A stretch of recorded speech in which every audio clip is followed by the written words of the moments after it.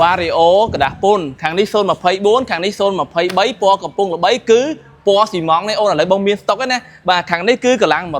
125ខាងនេះកម្លាំង160បាទអូនទិញឥឡូវចំណេញបាន$100បងបញ្ចុះតម្លៃឲ្យ100ជូមបងបញ្ចុះ$100ចានេះតម្លៃម៉ានបងពងជីនេះគឺកម្លាំង125ណាចាថ្មីกระดาษពុន023អូខេលក់ជូនបងអូន2950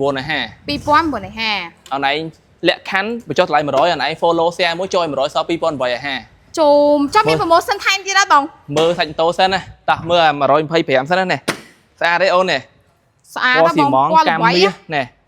បាទមាន light តែមហើយនេះប្រើ smart key អូនណាចាបាទស្អាតទេអូនមើលរៀងហើយកាងគេមាសបាទ Vario គឺមានកន្លែងសាក់ថ្មទូរស័ព្ទទៀតអូននេះពិសេសជាង click តិចណា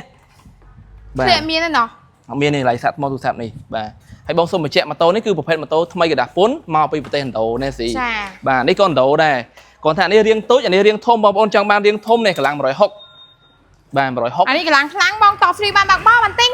បាទ free បានបាក់បោបន្តិច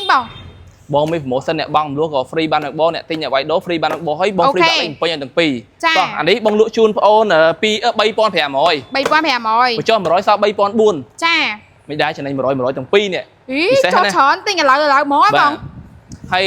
បើសិនជាបងប្អូនគាត់តម្លៃនេះក៏អត់មានលុយអាចបង់ម្លោបានទៀតអានេះរំលោះមួយខែ$80អានេះមួយខែ$90អូខេអញ្ចឹងអូន share follow បានបញ្ចុះតម្លៃ100ណាចាបងរំលោះគឺ free ផ្លាកលេខបំពេញដាក់ឯកសារចាំ2ម៉ោងបាយបាយ